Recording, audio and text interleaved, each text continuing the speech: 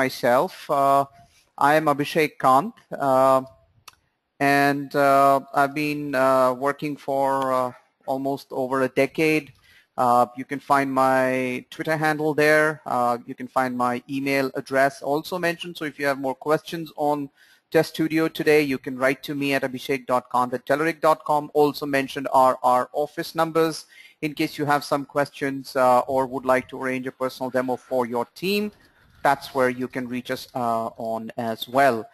Today I'm also joined by my colleague Lohit, who's our technical evangelist, and his credentials are also shown. He is on Twitter with the handle Kashyapa. So before we begin, let me just give you a quick look into Telerik itself. Telerik has been in business since 2002. It obviously has a lot of customers across the globe. In fact, by one study that we did, almost out of 500 Fortune 500 companies, we have customers, almost 450 of them, essentially across the breadth of our products. So that's a big reach that we enjoy and also we are responsible for. So we're very, very cognizant of what we deliver. So the tool that we are going to see today is actually one of the leading testing tools as well. And this has been featured in the Gartner Magic Quadrant as a visionary for the quality tools. So we're going to see a lot of it today. But before we begin, I just wanted to share the agenda as well. We'll start looking at the entire portfolio of the suites that Telerik has for testers. So this, some of the tools may be of interest to you and some may not be. Please bear with us as we run through all of them. We will actually be hosting and doing a lot of demos today, so you'll actually get to see all of them in action. So obviously what I've put through is a typical test life cycle, wherein you'll begin with test design, test case authoring, then you go on to authoring your test automation scripts. You look at some of the special cases, prepare your test reports, perform any loader performance testing, saving and versioning of your test scripts, and then finally there are a lot of other areas that we will look at as well, given the time that we have. Quickly, what does our marquee product do, which is Test Studio? We will look at actually a few different tools as we go through the session today, but the marquee tool today is going to be the Test Studio, which is our test automation recording playback kind of tool. What it does is it supports applications that could be of type any web application. In web applications, we obviously support any technology, irrespective of what technology it is built on: .NET, PHP, Ruby on Rails, the SAP, web version, or any web technology out there we will support. On desktop, for desktop applications, we support essentially the WPF and Silverlight applications. We do not support Java or C++ desktop applications. We also have a different capability for mobile app testing. Unfortunately, we will not be covering the mobile app testing because it's just 1 hour today. But in case you have questions or would like to see a demo, do let us know. We'll kind of schedule it for you separately.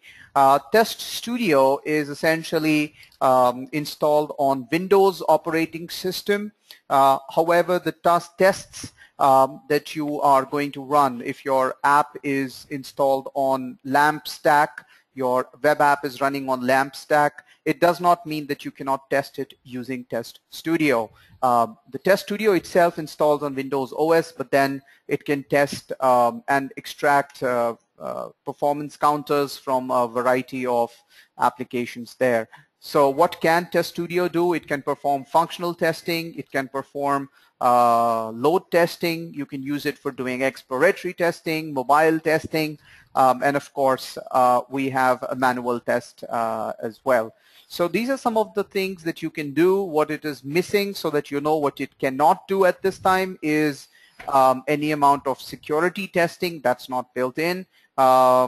and it cannot also do, I've heard concept of usability testing, but I don't know how an automated tool can do that, but any which way it cannot do that as well at this time. Just architecturally how Test Studio is broken down is in these components, and just so that you know how this runs, there is a test controller which controls everything. For recording of your tests, you will be using the test recorder, and the execution of the test is controlled by the test runner. So the test controller actually controls everything. The test scheduler is used for scheduling your tests, so you can schedule a test at any time. The test agents are essentially useful when you're trying to do load testing, so you can spread your test agents over multiple machines who will talk back to the test controller and execute specific tests, know how much load to put and things like those. And then there is a test profiler. This profiler is essentially responsible for gathering performance data from different machines and sending it back to the test controller. So the boss really is the test controller, and each time you install Test Studio, you get the test controller, test recorder, test runner, even test scheduler with it. There is a smaller version of Test Studio called Test Studio Runtime, which you would need to install on multiple machines in case you want to set up your test rig like that. So your test setup could have one controller machine and then on other machines which would be used for, let's say, doing tests, running tests in parallel, having different browsers installed so that you can not only test for different browsers on the machine, but also different versions of browsers for your test as well. So those are the things for which you may want to install, test agents and, as I said, the Test Studio runtime. Now, we'll begin with looking at some of the challenges today people face in web UI automation, and then try and see how Test Studio solves them if you've used the tool in the past. Essentially, those tools have been written, eons ago, frankly. And what happens with all of them is, while they are great at solving a lot of problems, what they're not so great is solving today's problems. So what we'll try and do today is figure out how we can cater to those specific scenarios. And those specific scenarios include identifying objects and elements in a very user-friendly way. A lot of times your objects are actually generated by JavaScript, and they may not have or they may not exist in the DOM as the test executes. It is only at a particular time in the test script or in the life cycle of the page that the object appears. So what will we do about it? More and more we are seeing a lot of JavaScript being added into the web applications, making the web page fully dynamic. So how do you take care of a JavaScript rich web application? You have variable response times because of use of technologies like Ajax. So in one run your test may, or your particular step may take 2 seconds, but in another step it may take 10 seconds. In another one it may just take 15. So how do you manage all of that and still have your test suite run with equal power? And then finally, obviously, you have some specific operations that you would like to perform, like file save, handling of dialogues, and things like those. So those are some of the things that I think are extremely, frequently, they occur very frequently, and let's see how today Test Studio solves those issues, and we'll try and stick within the time limit. So we'll kind of go a little fast today, but please bear with me as we come up with all of those. So as we've been talking about, Test Studio and the capabilities it has, let me actually bring up Test Studio for you so that you can actually see the interface. And the way we will proceed today is actually go through a scenario which is, or go through a website and capabilities of that website, and then see how we are going to be testing it. Now, obviously, you have question in mind in terms of if I'm using a particular tool, does it have that capability? And let me preempt one question that you would obviously have by now in your mind, which is, does it provide scripting support? So yes, it completely provides full scripting support. We do those in C# and VB.NET, and you can use Test Studio interface for writing those tests, or you can write them using Visual Studio as well. Of course, navigation, identification of page objects, be them could they be JavaScript dialogues or for example, elements, frames, cookies, all of that can be individually worked with. All right, so let's go ahead and see the app that we are going to be testing today. We lovingly call this the Telerik CRM. Obviously, it's a dummy app that exists. Basically, the way we use it is we first log in. Obviously, this is something that would be there for all your applications. After I have provided the right credentials, what happens is this CRM opens up.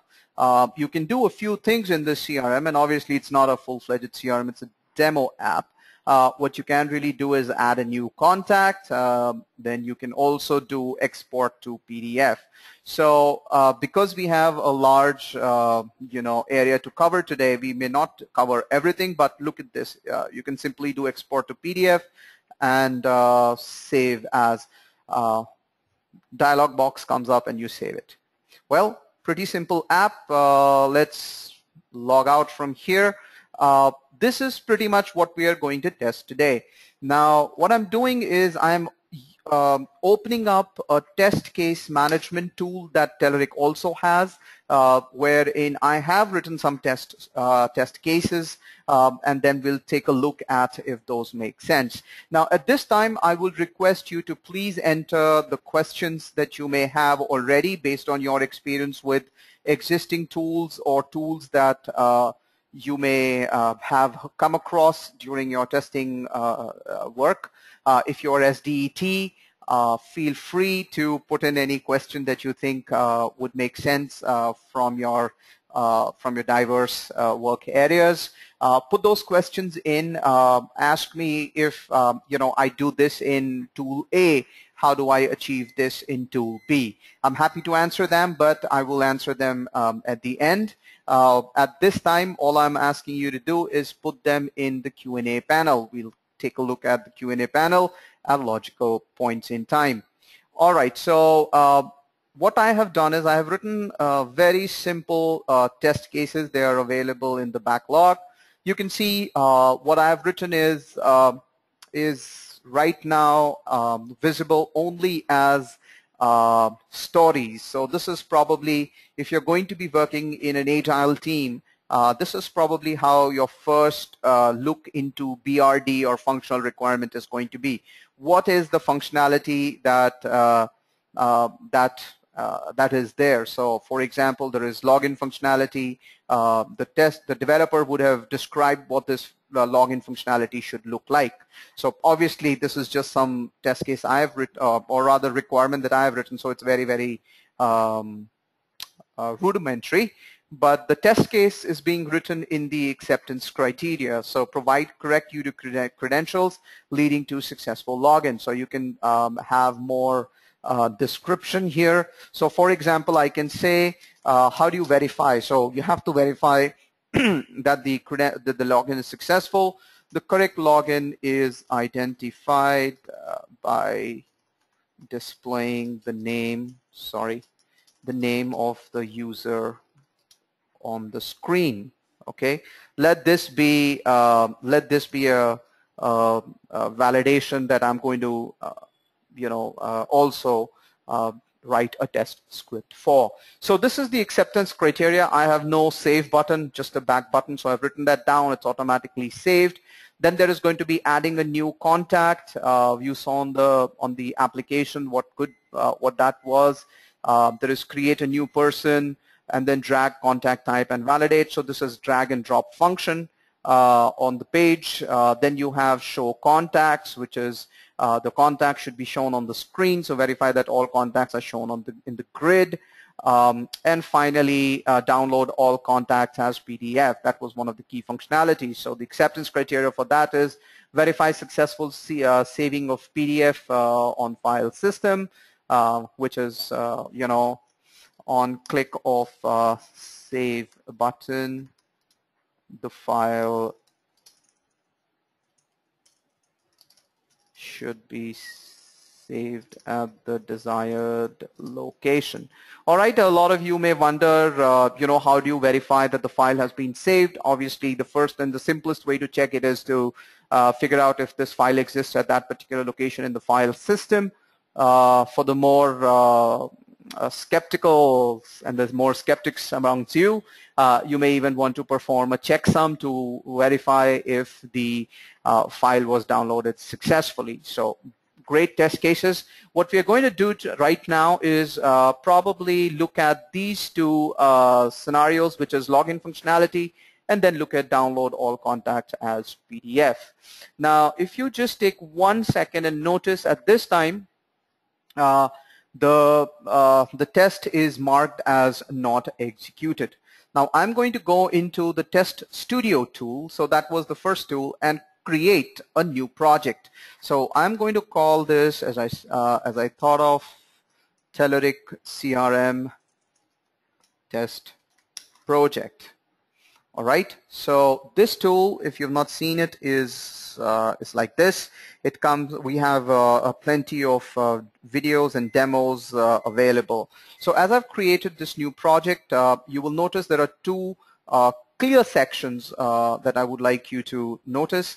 The first is the menus at the top, and this is the ribbon. So if you've used the new Office 2013 or the newer Office versions, this ribbon has been introduced, and we've kind of adopted the same UI paradigm here. So this is where the ribbon is, and this is called the menu at the top. So, and these are all ribbon items or ribbon menus. So the first menu that I want you to focus on is the project settings. As you're going to be starting to doing starting to do your automation, this is the one thing that you should do first. Go into the browsers tab and make sure that the browsers are properly calibrated. So as you can see, IE and Google Chrome are properly calibrated. Make sure this is done. If it's not done, you can actually, there's a button that says calibrate. So fortunately in my machine, it's already calibrated. So we will leave it at that. All right. There are more settings like general, highlights, recording. You can actually go ahead and use any of them. Right now, I'm going to actually use one of those settings, and that is the base URL setting. Now, why am I going to use base URL setting is because we're going to be working with one application, which is this, and all of it is based on the base URL, which is the Heroku app location. All right, so if I go back into Test Studio, I'm going to copy this base URL. Now, having a base URL in place has that advantage, which is that you can change this URL at any time. So if you're looking at testing, sometimes your test environment, sometimes you're looking at your local environment for testing, you can actually keep changing these base URLs and your test can continue to work efficiently. There are some more things, I mean, if you want to use them, you can. And an additional one, which is extremely important as you go through your test or writing your test scripts, is this identification logic. Obviously, as we are going to go through the record process, we are going to be trying to identify certain objects on the page. The way those objects are being identified are not position-based. The way they're going to be identified by Test Studio is going to be on their attribute. So these are the order. This is the order in which those attributes are going to be identified. What is their ID? What is the name? What is the source, href value? And in a lot of cases, we've also seen that developers include a special attribute for automation. So, and in case you have problems, getting an object to be identified, you can even request your developer to add a specific ID. So for example, you've talked with your developer and they've agreed that across the project they would be using an attribute called auto ID. You can actually include those specific IDs here as well. This would then give Test Studio an indication that this is also an ID that you can use for identification of objects. Some more options. Script options, and this is where you can include any util classes that you author and then use them in your test as well. So this is the script options, and I've told you that the steps or the way to write util classes in Test Studio is to author them in C# and bring them in through add reference, which is shown here. All right, so we'll move on from here. There is some bug tracking options as well. So if you're going to be sending the bugs that you discover to different locations, these are the three that we support. TeamPulse, which you've seen already. If you're using Team Foundation Server or TFS, you can use that. Or if you're using a Gear server, you can also send your bugs to them. Right now, what I'm going to do is I'm going to probably establish this link to the TeamPulse installation that is there on my machine. So let me try and provide the credentials. As I do that, it will try and connect, yes. And the project that we have going there is called CRM Dremel. What it's also asking you is how should the default behavior of all the bugs that you send in should be. So I'm going to mark all of them as severity medium, and of course they are not done. So you can obviously change them after you submit them, but this is going to be the default status. So I'm just going to say this should be the default and save it. All right, some other options to look at. There is TFS. You can connect it with TFS. We're not going to be doing much today on this one. And this is for data sources. We'll try and look at this as well. All right, so as I'm going in, what I'm doing is I'm double-clicking on the test project file. Just one second.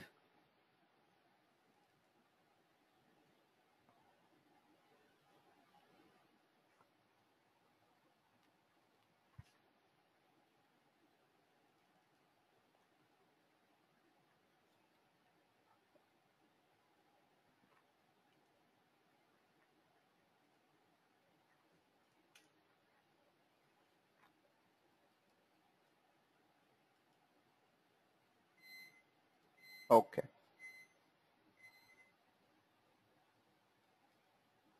All right, we're back. So what I'm going to be doing is I'm going to be authoring a folder structure to manage my test cases. The first one is going to be obviously for a login application that I saw or login functionality that I saw. The second folder is going to be for, let's say, the PDF save. Now, you don't have to follow this folder structure. I'm just, doing this because I think that's what makes sense for my project. The way to, we have not yet authored any test script yet. So what I'm going to be doing is I'm going to be clicking on this folder and say add a new test. So the moment I click on this add a new test, I will get the types of tests that I can author. As I mentioned, we can test any web application, we can do WPF applications, which is a desktop application, or a load test and a manual test. So the way we are going to be doing this is first we're going to be recording a web test. So I'm going to be calling this a positive login test, which is we want to make sure that our test, or I will, just call it a login test for now for purposes of simplicity. And in the PDF save, I would say probably save PDF to file system. Okay. Now I can click on login test. And the moment I click on login test, notice that the menu, a new menu has lit up, which is test, and the items in the ribbon have also changed. Essentially, you can switch between them. So the project is here and all the relevant actions are available here. But when you are into a particular test script, the options change. Some of them We'll talk about them as we go forth. So let's start by recording this test, and what we're going to be doing is recording it in IE. Of course, you can record it in Chrome, Firefox, or Safari, but I'm just clicking on IE for now, or I'm just going to use IE for the recording. All right, so the IE recording window has come up. The first thing I want to obviously do is to browse to this application. Now, as you'll notice something interesting. As I'm doing things, the steps get continuously added in the tool as well. So I'm going to click on login. So the moment I clicked on login, notice what happened at the back. I'm going to enter, sorry, wrong one. I'm going to enter the username, which is test user. Okay.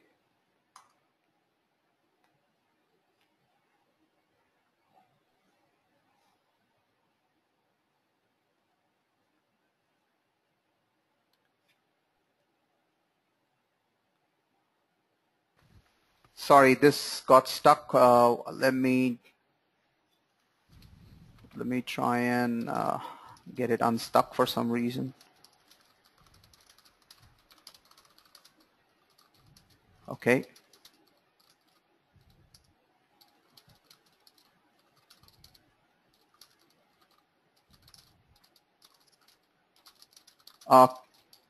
Lohit, can you please verify if you can see my screen? I think I'm seeing the IE window kind of frozen. Okay. And I see a Telerik Test Studio in the background. Okay, fair. All right.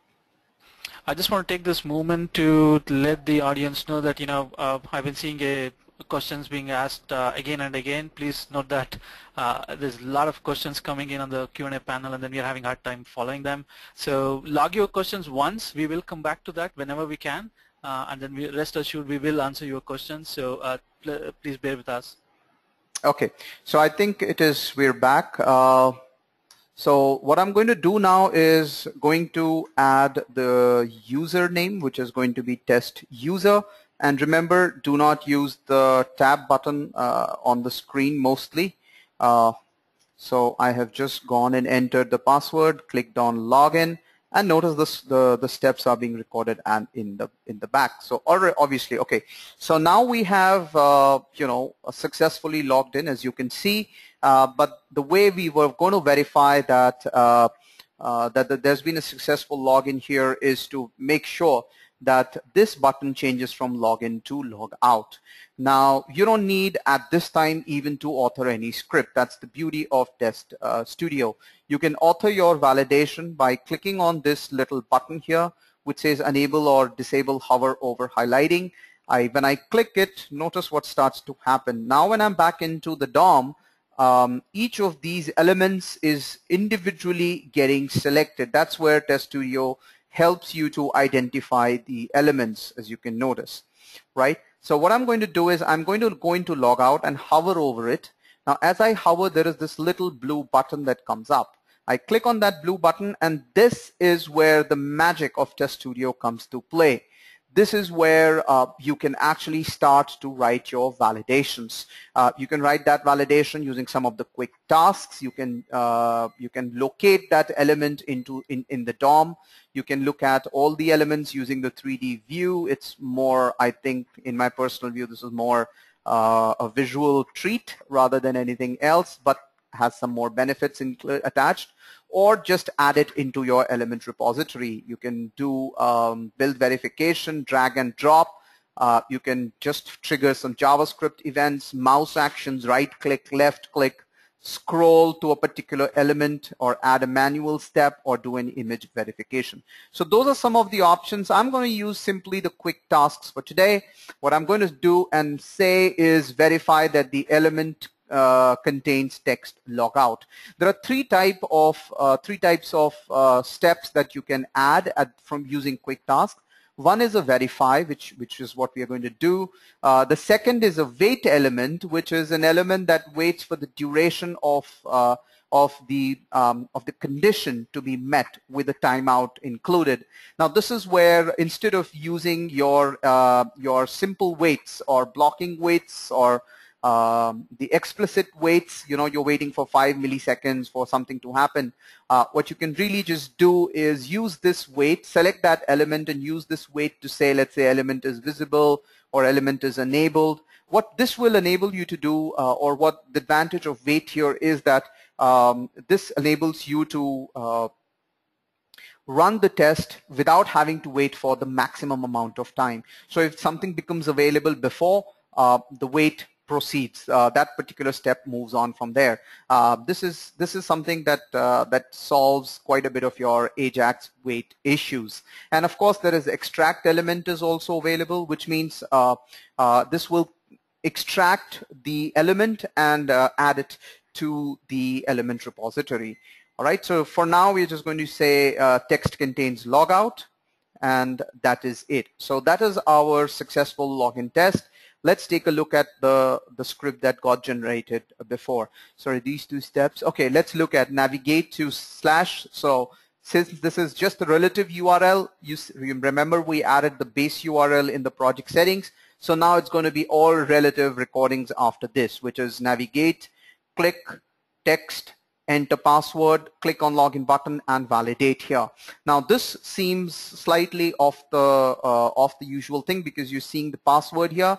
So what you can simply do is go into the properties here, and there is a property called as is password. Just click on this, and that will then disappear. All right. So the properties for each of the step can be found on the right-hand side, which is this window here. Now the next question that you're going to ask me is where is the element repository, and this is the element repository at the bottom right. These are all the elements that we have worked with or validated against, and they are included in the element repository. The way Test Studio works is it creates a page or a namespace, which is the page name, which is Telerik Customer Relations, and under that all the elements are included. Similarly, we actually work with two pages, which is first was the home page, and then this was the element which was actually after the successful login. So you can even go and rename this page, and I'm going to call this the let's call it the Telerik CRM grid page, so that I know what page it was on. Similarly, you can continue to change the name of the elements as well. So if you think something is not descriptive enough, you can change that as well. All right, so we have recorded our test and we've looked at the element repository as well. Why don't we go ahead and now run this test? The way to run this test is, and instead of running it in IE, I'm going to run it in Chrome. So I will just select run in Chrome, and the Test Studio runner kicks in. Remember the component that was there. I have Chrome window coming in as well, running the test, and let's see what happens. Okay, this is going on.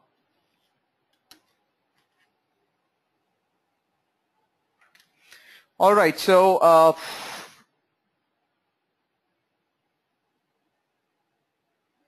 there was some issue, I don't know, let me see again. These are the things that you also face with. All right, so obviously there's a failure here. I think the state in the other window was already, it was already there, so it was not able to navigate to. But what I'm going to do is, okay, so let's take this opportunity to actually look at what the bug is. I've clicked on this cross button, and it's going to show me the entire bug report. So obviously it says unable to locate element, search failed. And what it was looking for is a login link, and it was an ahref tag name, and it completely failed to find that. Now, if it in an ideal scenario, the right-hand side should be what it is, but then it was what was on the right. Okay, so what I'm going to do is at this stage, maybe it was cookies or maybe it was something else. So what I'm going to do is add another step and call it clear browser cache. Okay, so what I'm just doing is I've added a step called clear browser cache, and I'm going to make this the first thing, which is it'll clear the browser cache, and then again I'm going to open this in Chrome or try to run this in Chrome. The test runner is here. The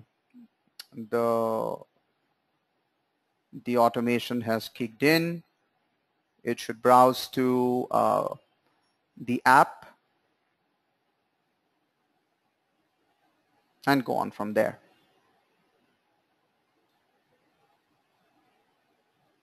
Give it a second.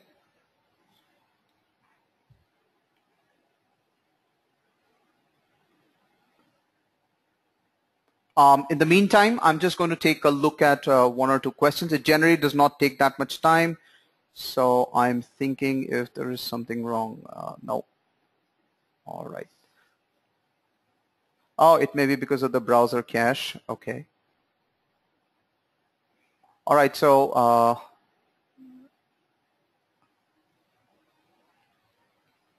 all right, there are a lot of questions.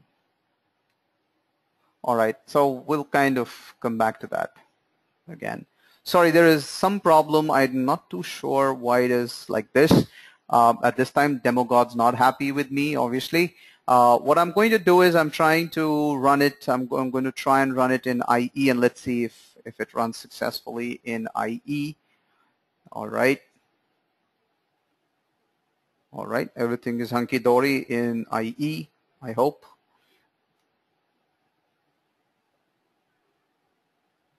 All right, so we have actually reached at about 15 minutes to the end. Okay, I'll kind of speed it up a little bit from here. So this test is going to fail, and it's going to fail for a very good reason. If you notice at this time, the login button is still disabled, and once the test fails, you'll be able to actually look at the bug report once again. The problem is here you cannot click on this button because it is enabled. I'm pretty sure you've come across those cases where the button is not available or still not enabled to click. Now, when I talked to the developer, he told me that the way this is being written is that the button only gets enabled when somebody enters it in the enters the password, but then the password is already entered here. So what is going wrong? Actually, he said that it's being coded as key press in the password. Now, what Test Studio allows you to do is use this nifty feature called simulate real typing, which enables you to simply not only use the headless browser, otherwise which we use, but also to actually inject keystrokes in specific elements, which is now becoming extremely essential when you think about the way JavaScript events get fired on mouse click or mouse right click, or when, let's say, you do a key press. So to do that, we have just enabled the simulate real typing, and based on this, the test will continue to run successfully.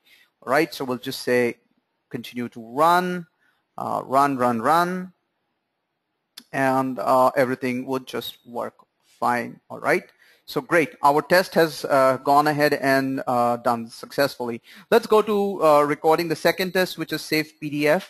Now, if I'm going to do the save to PDF, the first thing I'm going to do is obviously record, do the login.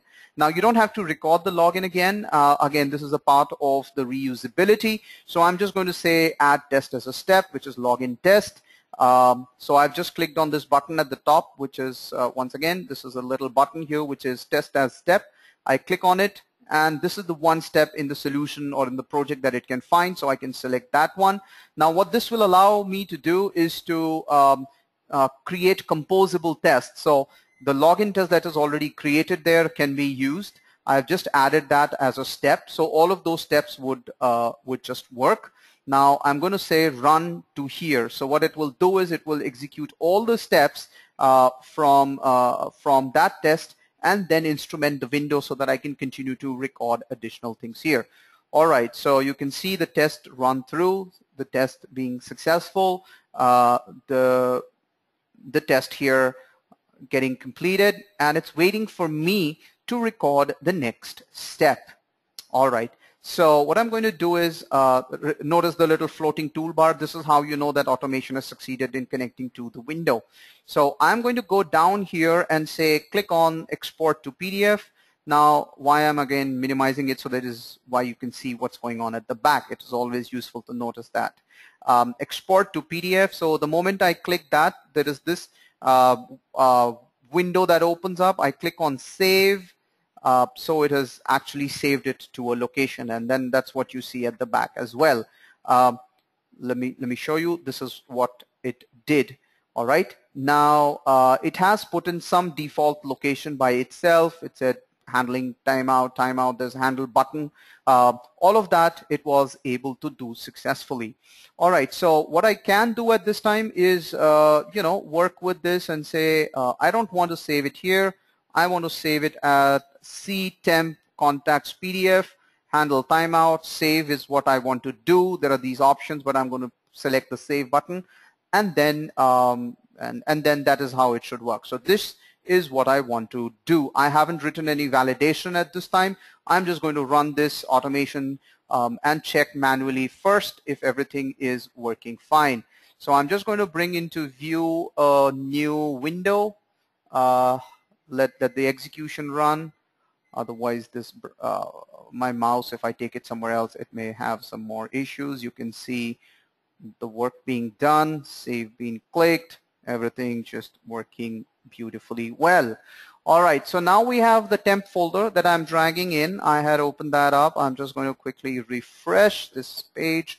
And as you can see, this contacts.pdf has been saved here. You can open it and see whatever. There is some content in here as well. All right, so since now we're verifying the content, so the one way to verify this, as I mentioned, if I'm going to run this test, again, there's going to be a problem because it's going to give me a button, a window saying it already exists. So let me do one thing. I can quickly add a new script. New coded step. I said you can actually start to write code. So it's asking me what language, C# and VB. I'm going to say add a C# step. And what is this step going to do? What this step is going to do is it is going to allow me to actually clean up the folder. Okay. So or you may also call it as test setup, which is clean up folder. All right. Now this would, before even the test starts, clean up if there is a file existing by the name of, by the location. So I'm just going to make that the first thing.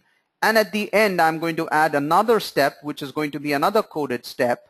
And I'm going to ask this step to verify file download. So the way I've written my test setup, you can also write your test tear down if you need it. Currently, I'm not going to write a test tear down because I don't think we need it. So where I do need to do the verification is go at the bottom. Yep, this is the right location.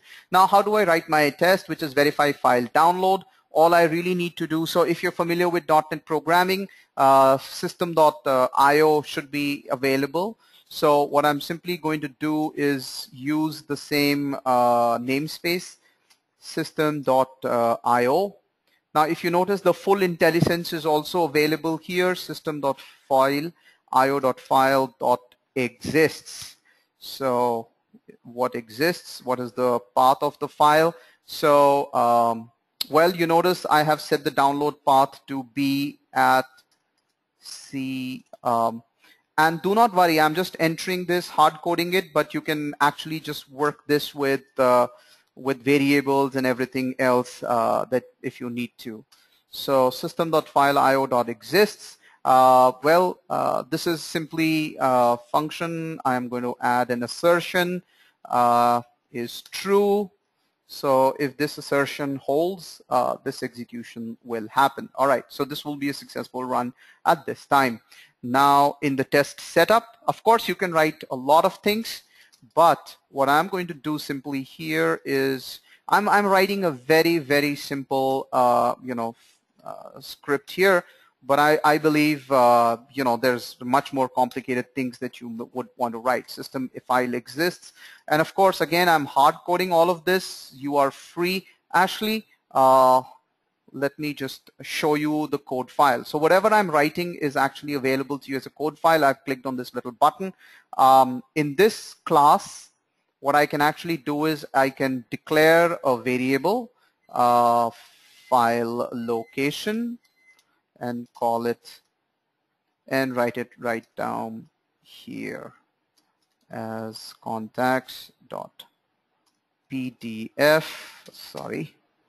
And I can use the same thing right in here, which is file, let me see, file location. You notice full IntelliSense completion also available. So if this exists, what this should do is system.io.file.delete. Delete which file? Which is file location. And all right, that's okay. Not sure. Okay, this is file location. Done, and close it. All right, so our setup is complete. Our verification is complete, and I think we are all good. Why don't we? This setup. Why did it come back up here? All right, sorry about that. Let me just bring it down again. All right, so now it is all set. If you noticed, we still have contacts.pdf. Let the execution run, and what I'm going to do is I'm going to show you another feature, which is I'm going to set up a breakpoint. By setting up this breakpoint, the test will stop here and will allow us to work or explore anything else there. Okay, so let me run the test now.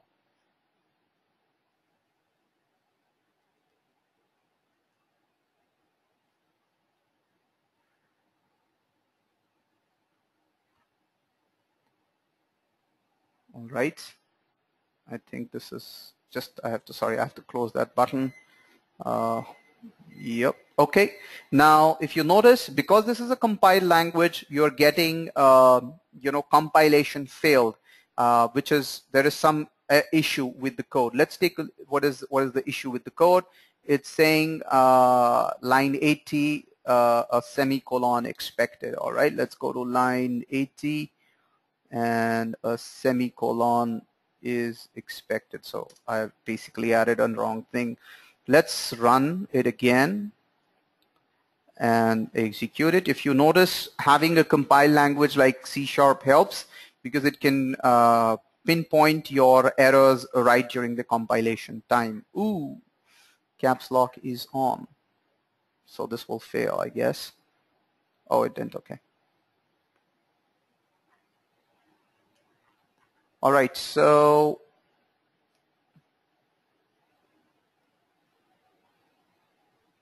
now what you notice here at the bottom is we have this debug options, and since we have set a breakpoint here, the breakpoint has been hit and the execution stopped. So I can say execute one step at a time, which will then it will go ahead and click that button.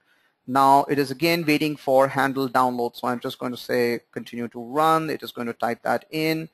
And of course the run is successful. All right, obviously what it first did was it cleaned up the folder, then it did all of this, and then let us if you're thinking if this, so this is how basically the assertions work. The full assertion framework is available. What I've just shown you is a part of Test Studio.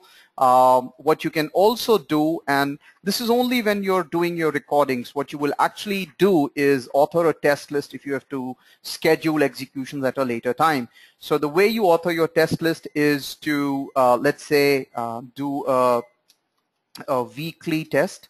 So you can say weekly test, and you can start to include all of these tests. I'm just going to dump both of them as weekly tests, and then test list type is automated, so we're going to say okay, and then this is all ready for execution. So at a later time, using this interface, which is run list, or using any of the CI frameworks that you may have, Jenkins, TeamCity, or whatever, you can actually work with to execute this test list as well.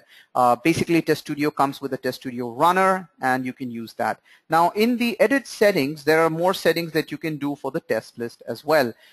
Some of them include, those are the general ones, but one of the interesting things that you would be interested in is multi-browser execution. So you can select IE and Chrome, which means it will run this whole test suite in at least these two browsers. So you can also select whatever else you need it to. Now, again, some of the settings for element wait out, element commands, and things like those execution delays. So you can work with any of those, and the location of the log file is also mentioned here.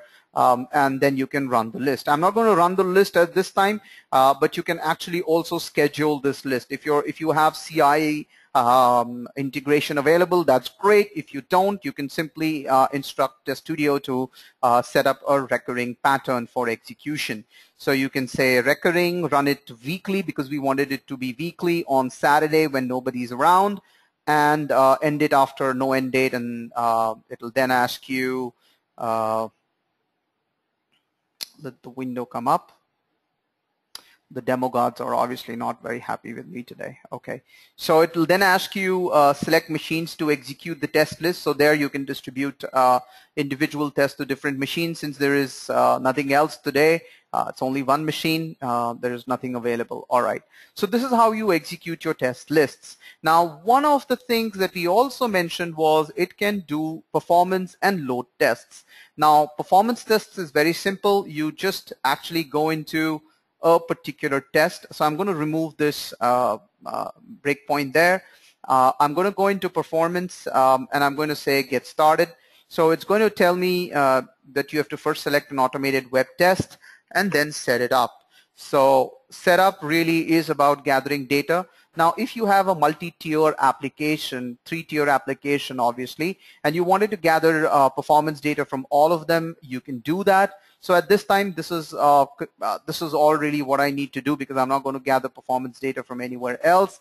I'm going to save it, and then I can do a performance run. So since this is PDF to FS, I don't want to actually run that test. The test that I want to actually run is this login test. And again, going back into performance, setup, this is where the results file is going to go, not gathering any more data, and then doing a quick run. Now, the only thing that you want to make sure is that the performance, that the test script you feed in for execution for performance is going to be a successful run. Is actually there is no error in the validation. So this is going to perform a performance run. Well, I'm not going to wait for the performance run to complete. I'm just going to close all of this and say cancel. What I'm going to do and show you is, let's say, a load test. So I'm going to, okay, so this login, I didn't intend it to be here. So I could just delete it. I could go back up here and add a new folder for, wow, okay, sorry, there again. Create folder, and I'm going to say, oh, it's, okay, it is actually a new folder. So I'm just going to say load test 100, which is, or let's say 50, wow. Load test 50. So what this means, I want to record the load test for 50 people. Now in this, I'm going to add a new test, say load, and I'm going to say load test login functionality, right? All right, so create. Now the beauty of Test Studio is also in the fact that you don't have to re-record everything.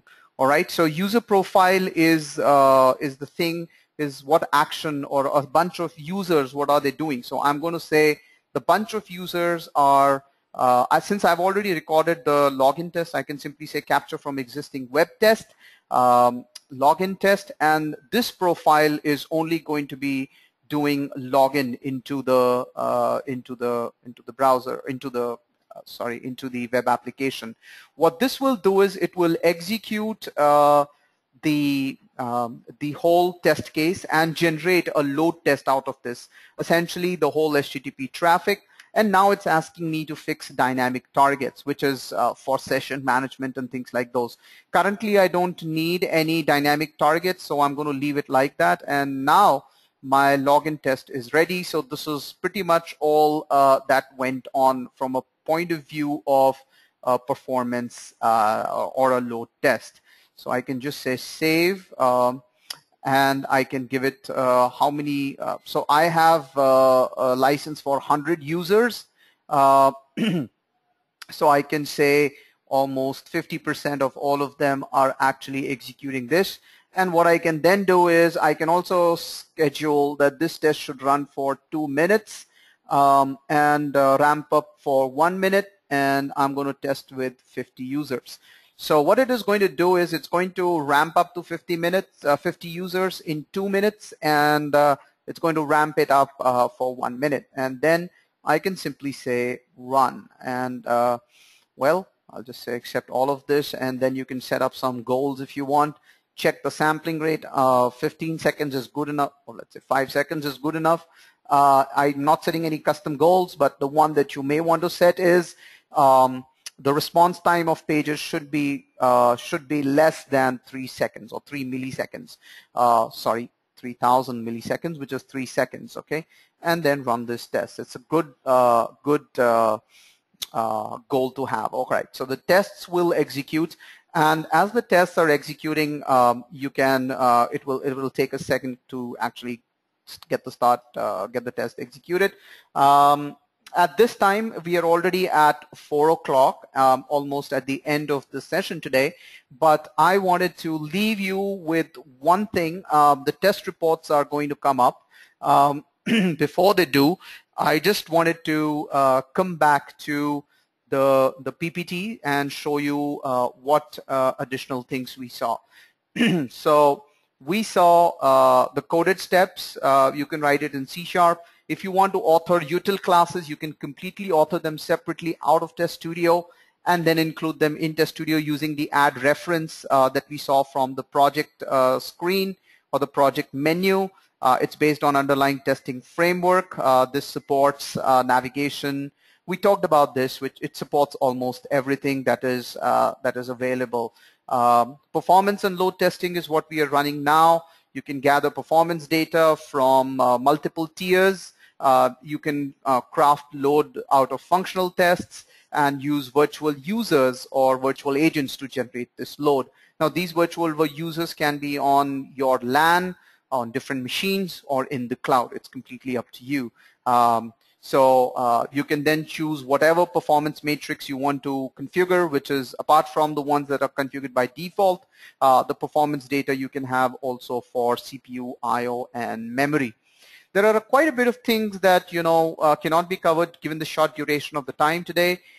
Integration with CI, integration with code coverage tools, executing tests in parallel, load testing in cloud agents, mobile testing.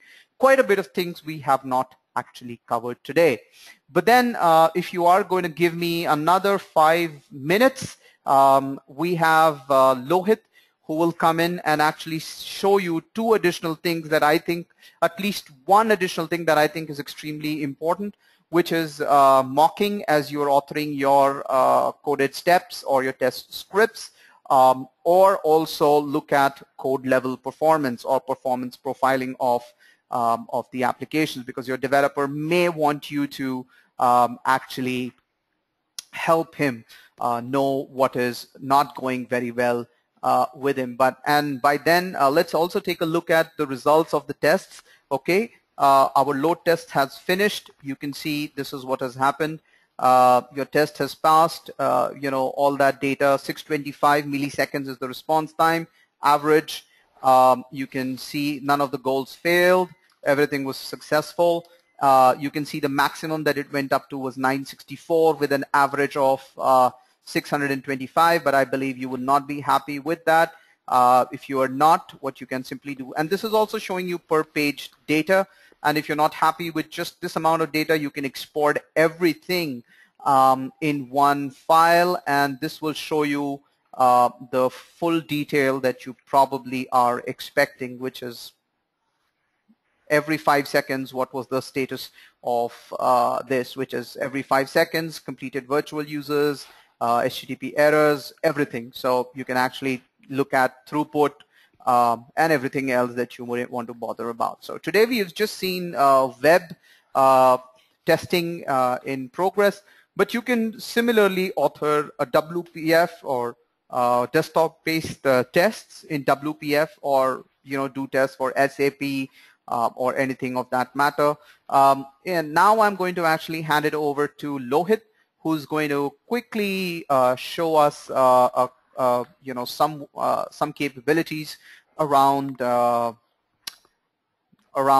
mocking and performance profiling of applications. So it's over to you, Lohit. Thanks, Abhishek. That was a wonderful demo. I want to take just a moment here and then tell all the people who are logging the questions that, we have been reading all your questions. It's not that we have left your question without an answer. It's highly impossible for us to keep up with the lot of questions. I believe there are close to 500 questions in the last 45 minutes. So please bear with us. There's going to be a recap blog post that we will be writing, which will contain the recorded video of this webinar, plus we'll have a Q&A section. So your questions are not unanswered, it will be answered, so just bear with us. Now coming back to a couple of things. Next 5 minutes I'm going to quickly show you two things that maybe is important for any tester, or if you're writing a coded test kind of thing. First one is JustMock. It's basically a fast, flexible, fully featured mocking framework. A mock is nothing but my current test is depending on, let's say, a dependency like a service or a some dependency. So when I'm doing a subject under test, I just want to mock that particular dependency. So yes, JustMock is the answer for that. Some of the features for this is, we simplify the unit testing through the JustMock. You can do elevated mocking, that is mock anything with JustMock, or there is a non-elevated mocking wherein you cannot go beyond certain profiling profiles. Silverlight elevated mocking is available. We can mock I think this is the only library which can mock the MS Corlib, the BCL, the base class library. For example, if you are from C# or VB, you will understand that there is something called a system.datetime which provides the current date. So I can actually mock system.datetime and then push in or mark a particular value for that date time, and I haven't seen anywhere else. The mocking feature is pretty simple. It's AAA, as we call it. It's arrange, act, and assert. You can do system integrations with this, using JustMock, so that you can kind of bring in your dependencies together, all those things. It has an intuitive API with better discoverability, fully profiled auto mocking. You can do an auto mocking. Basically, it's a feature that we provide as part of JustMock. Also, we integrate with Visual Studio. You can just be in Visual Studio and then do it. In the interest of the time, what I've done is we already have, when you download JustMock, you pretty much get an example project where we have these examples of non-elevated examples and then elevated example. You see JustMock sitting right inside Visual Studio. You have the profiler. If you enable the profiler, you will get the elevated mocking that you want. Of course, we have all the other things. I want to just take a couple of moments to show you how you can easily do a mocking. Let's say I'm going to do this mocking where I have a interface called IFU, and if I show you what is the IFU is all about, IFU is just, let me increase my font maybe. So IFU has pretty simple stuff. One property called bar. It has a getter and setter. It has an execute method and then a submit method. So if you were to mock, let's assume IFU is a dependency for something, and I want to mock the IFU, and then I want to make sure that the execute method is doing whatever it's supposed to do. So what I can do is I can arrange things. Basically, this is the expectation that you're arranging, saying like, hey, I want you to arrange execute method. If any argument is passed, instead of doing the actual call, I want you to just invoke this particular line of code wherein I just want you to say called is equal to true. Basically, I'm saying was execute called or not, and then return the same string. So if bar was passed, it should return me back a bar. So and then you act upon it. You say var actual foo.execute and then say bar. You can do assert or equal is true. So similarly, we have other things like do nothing. Basically, do nothing means I have a foo and then I have a void call. I'm arranging that foo.void call do nothing must be called. So basically when that call is called, I want you to do nothing, but that must be called. So do the assert on that. So I just say void call, and then I will say mark.assert foo. It will make sure that the void call was called. So see, so like this, a lot of examples are available. Call original, rises. For example, if you are writing any code and you are expecting a exception to be thrown, you can always do that. You can say like, hey, foo has this. Foo has an event called custom event. And I'm creating a delegate. I'm saying like, actual is equal to the expected, or the basically the expected string. And I'm saying mark that raise. Whenever custom event is called, it should raise that. So I can assert like, hey, did it really raise that exception or not? So that's basically a couple of things that you can do with things. There are many things here: recursive mocking the properties, mocking the throw. I would, within 5 minutes, it's not a justice that I can do for JustMock, so I would request you to go download. It's a 30-day free trial. Not only that, there is a light version of JustMock which is free for use, so you don't pay anything for that, so you can just pretty much use that. Now coming back to the next, that's the demo we saw. So JustTrace. So majority of the times when you are doing an ASP.NET web application or you are doing a WPF application, you are worried about two things: .NET memory and then the .NET performance. Basically the memory profiling and then the performance profiling. So for that, we have a tool called JustTrace. Some of the features of JustTrace is it's a two-in-one profiler. You can do memory or the performance profiler in profiling in only one tool, one powerful tool. Multiple types of applications, supports Visual Studio 2010, 12, 13. You can attach the profiler to a running process, meaning there's a process running. I want to attach to that and then start profiling it. Yes, you can do that. You can take snapshots of different time frames or time durations, and then say, okay, now check the snapshot 1 with snapshot 2. So we'll be able to kind of tell you how many objects are there in the GC, how is the each line of the code spending how much time. So all those things I can do. It again integrates with Visual Studio. All Telerik tools integrate with Visual Studio without any problem. That's the thing. As a .NET developer, I sit in the Visual Studio day in and day out. I don't want to get out of that. So that's why all our tools integrate with Visual Studio. By the way, the Test Studio that Abhishek was showcasing, it's a standalone, but if you are a Visual Studio guy, we have Test Studio right inside Visual Studio that you can also do. Pretty much a lot of key features available attached to started process, timeline UI control, enhanced user experience, all those things. Now, if I have to show you a demo, we ship a demo. This is basically, let me open that.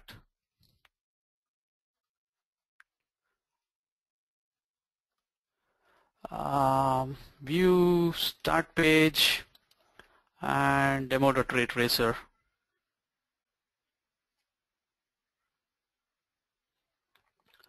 So what I'm doing is I'm just opening up our the demo application. It's called RayTracer. It traces kind of graphical things. So what you see here on the toolbar is two things. One is a performance profiler and another one is a memory profiler. So I've just selected that, hey, I want performance to be profiled now. I'm going to start the application now.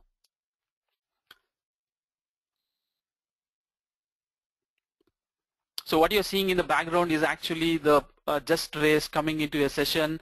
Let me bring my application to the foreground. It's in my other window. So this is the application. So I have set I want number of threads to render is 3, and then I'm going to say render. So what you're seeing is the 3 threads are drawing on the screen, and in the background JustTrace is recording the performance of it. So of course my system is running slow because I have a GoToMeeting, I have Visual Studio, everything, so it's taking a little bit of time. But what you're seeing in the background is it has already started giving you the CPU usage graph. It has started giving you the memory usage graph. That's very, very important if you have a task on hand which says that, hey, at any point of time I want to know what is the average memory that my application is kind of consuming. So that there you go. It's actually giving you that at any point of time. Now it is taking around 276 KB within my system. Let me go ahead and then just stop this in the interest of the time. So now what I can do is I can pretty much come back here and then say, hey, you know what? what happened here? I have a, there is a spike and then a down and then spike. So I want to look at this particular thing. So there you go. I am able to pinpoint a particular snapshot, and then what it is telling me that, hey, you know what, this is how the source code execution was. These are the, this is basically the stack trace, and then it's showing me the time. I can actually go back and then say, okay, this get natural color, it's taking, our share is taking nearly 48% of the time. So what is happening? So I can double click, I can pretty much take a look at what is happening. I can right click and say, hey, can you show me the expand the hard path? This is the hard path, so I've expanded it. I can go and then say view the source, so it will jump right into the pretty much the source code which is causing that. Not only that, I can actually go ahead and then say, okay, can you show me the hotspots? Or I can go to the metrics. If you see the metrics, what we give you is we give you the GC metrics too. How much objects are there in the Gen 0? What happened to Gen 1? What happened to Gen 2? All those things pretty much we give you that. And it is still profiling. That is because I have not killed the profilee. Let me kill the profilee. So there you go. So I have the complete snapshot now. What I can do is I can take that. I can select this. And I can say get a snapshot. And so I can say get me a snapshot now. And I can do a snapshot too. There you go, and then we can pretty much compare both the snapshots, or you can pretty much do when I go to compare snapshot, there you go, you see that I can actually say, okay, show me this much, and then what happened at the starting, why is it a spike at the starting. So now I will see comparison of these two snapshots in terms of the GC, in terms of the code, everything can be done out of this. I just showed you one aspect of it, that's the performance profiler, but there is a memory profiler too, which can actually give you the complete memory statistics. I think with 5 minutes of time, this is all the justice I can do for our JustMock and Just code.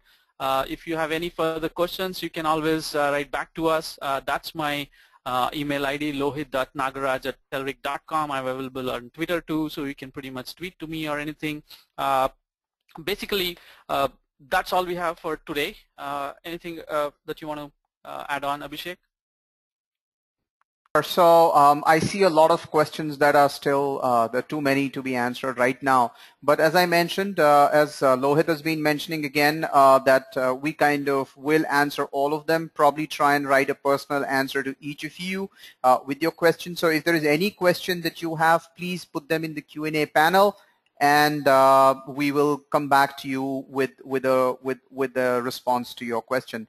So at this time, I will kind of again come back to my screen and show you one thing that I have not been able to show, which I will just do. And in the meantime, I would also request you to go ahead and put in any questions that you may have. I've been trying to answer some of the questions already, but what I'm going to show you right now is we saw. So I'm going to show you the linking of Test Studio with our TeamPulse tool. So as I mentioned, I had authored my acceptance criteria in Test Studio, in TeamPulse earlier, or in the test case management tool earlier. What I'm going to do is from the test automation tool, I'm going to link these tests with TeamPulse. So I can go in here, say TeamPulse. I have selected the test case, the test script here. I'm going to connect this to the test case directly, which is, I can say, Abhi tablet, and this is my local installation. After I did this, I can now try to first log in. Okay, and it's asking me where is the project that I want to send all the cases to, which is this CRM demo. And here now I have this button which says link test to acceptance criteria. Now it's asking me which acceptance criteria to link the test to. So I have, since this is a login test, this was the acceptance criteria, provide correct user credentials. So I'm just going to click this. This will give, or this will link the two tests, the test case with the test script. Okay, as you can see, not executed has been echoed from there as well. I can go to another case and I can say link to the acceptance criteria. Now here, download all contacts as PDF is probably the right story, and this is verifying successful saving. this is also a test case that I want to link with the particular test script. Now, as I have run this test script here, which is, let's say, login test, and I'm sure that this is now passing based on my virtual or by my visual interaction. Obviously, this is passing, so I can just indicate the pass here in the tool itself. And automatically, you don't have to do anything else. Automatically, this will be passed back to TeamPulse, and we will revisit that in a second. It will actually go ahead and show you the status which is changed to pass as well. Now in the login test, and I'm going to simulate error again, which is, let's say I will remove this simulate real typing. So what this will do is it will trigger an error here, and what I'm trying to now show you is the capability to submit a bug directly into TeamPulse as well. So it is going to execute this test and it's going to fail there. What you can do with the bug is actually go ahead and submit it to TeamPulse as well. Just give it a second as it fails. Again, a quick reminder that you may want to put your questions in to the Q&A panel if you have any. We will be individually writing back to you on the same. All right, so this is now done. Of course, notice that the test failed and there is a bug report that has come up. So I can go here, obviously all the details are available, and I can click on the Submit Bug button. As I click this, all these details are mentioned and it's asking me where do I want to submit it to, and I've clicked on Attach Failure Details. I can then click on the Submit button. Now, as I clicked on the Submit button, you can see that it has been successfully submitted. Okay. Now that's all right. Now if I go back into my test case management tool, let me go into the, okay, so we are already here. Let me refresh this page. This is the same one which is about providing the correct credentials. As you notice, the test case has updated its status to pass. Also, the bug that we submitted should be visible in our backlog, which is now visible here. So directly now you can go into the bug and start to triage the bug. You can say this is a blocking bug or whatever, and then prioritize it just like you would prioritize the rest of the items or assign it to the specific iteration. We're not going to cover all of that today, but this was just to show you that the integrations do exist. It's already about 4:25, so we're at the end of the session as well. We've actually overshot by about 20 minutes, so sorry about that again. All right, so we'll just like to end by recapping what we saw today. We were here, and finally, this is what we saw today. We saw test script recording and playback using Telerik Test Studio. We saw mocking and performance profiling that Lohit showed you, and we also saw how can you manage your test cases and bugs with Telerik TeamPulse. All right, so with that, you can we'll also offer a free trial of Test Studio. If you want to, you can actually go ahead and download a 1-month free trial from Test Studio website, which is telerik.com/Test Studio. And in case you face any issues, even during your trial, we offer support. You can raise a support ticket on us on telerik.com. And we will respond to your queries during the trial period within 72 hours of you putting in the question. So with that, we have almost covered everything that we intended to today. I just have a quick poll that I would like to put through, for you. Please do take a minute to answer the poll. So the question is about what is your current test automation tool. We'll give it a few seconds, rather about half a minute. I see a lot of responses come in. We'll give it a second. Please don't worry, if you do have more questions, put them into the Q&A panel, and as I promised, we will answer all of them individually.